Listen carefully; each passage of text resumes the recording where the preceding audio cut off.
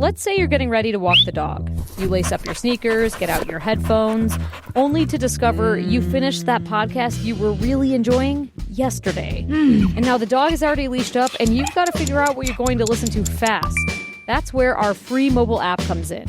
In moments when there's too many options and not enough time to decide, just open the Boise State Public Radio app and hit play. I'm George Prentice in Boise. Our news and music live streams are here 24/7 to keep you informed and entertained. From Boise State Public Radio, this is The Connector. It's Idaho's Daily News. Good morning. I'm George Prentice. Today we'll ask, did Kamala Harris win any sections of Idaho? Also, on the campaign trail, Donald Trump talked a lot about massive deportation of undocumented immigrants. What would that mean to Idaho's ag industry? Plus, we'll tell you about a citizens committee that is recommending a pay increase for Idaho lawmakers. It is Thursday, November 7th. We hope you're hanging in there, and here are today's stories. Donald Trump convincingly won Idaho again this election day. We should note that there were two counties, Teton and Blaine, which went for Kamala Harris. Taking a close look at Ada County, which overall gave about 54% of the total vote to Trump, we should note that Harris carried dozens of precincts in Ada County, in Boise's downtown core, and nearly all of the precincts in eastern Ada County. Latino voters were expected to be a significant factor in this election. Yvette Fernandez reports. Latino voters were driven by concerns over pocketbook issues and which candidate they believed could best address them. That includes hopes for better wages, more affordable housing, and lower health care costs.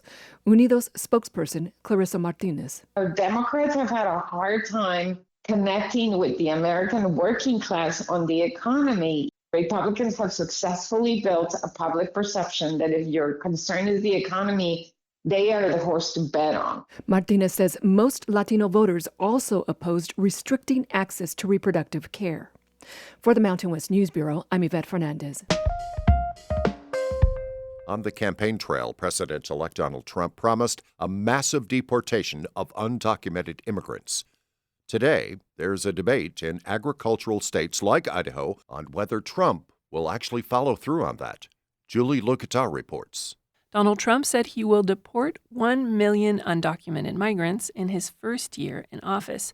In Idaho, this could have untold impacts on the farming and dairy industries that rely heavily on migrant labor. How will that affect the U.S. labor market, the food supply, and particularly in Idaho, how will it affect our ag industry? That's constitutional scholar McKay Cunningham from the College of Idaho.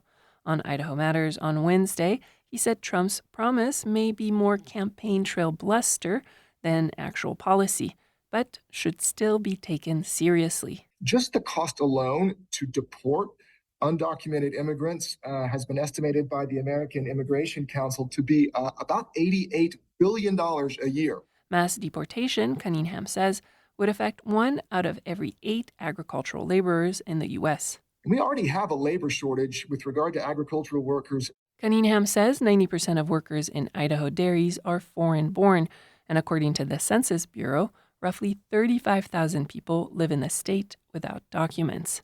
Julie Duqueta, Boise State Public Radio News.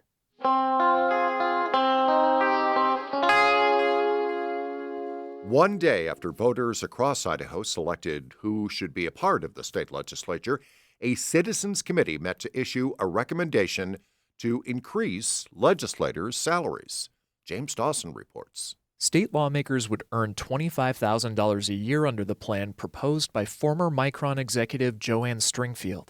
Our state employees and our legislators have similar benefits, and it makes sense to me to tie this legislator's salary to 40% of what the median state employee's salary is.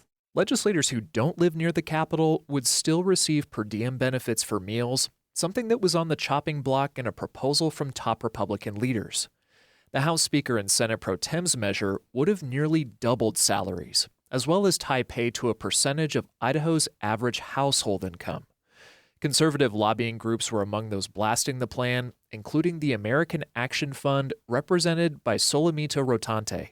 A 43% pay increase for legislators during a time of historic inflation is out of touch with what Idaho people want and the conservative values we hold true. Lawmakers must still sign off on the raises before they become effective. James Dawson, Boise State Public Radio News.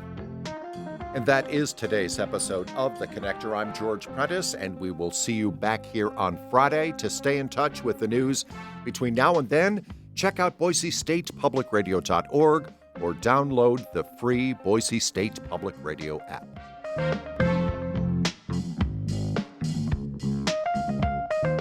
And thanks for listening.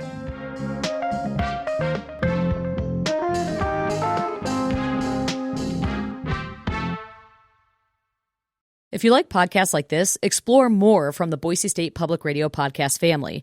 There you'll find a mix of daily news, Idaho Voices, and in-depth series on a wide range of topics. I'm talking wild horses, political scandals, sustainable ranching, and militia groups in a post-January 6th world.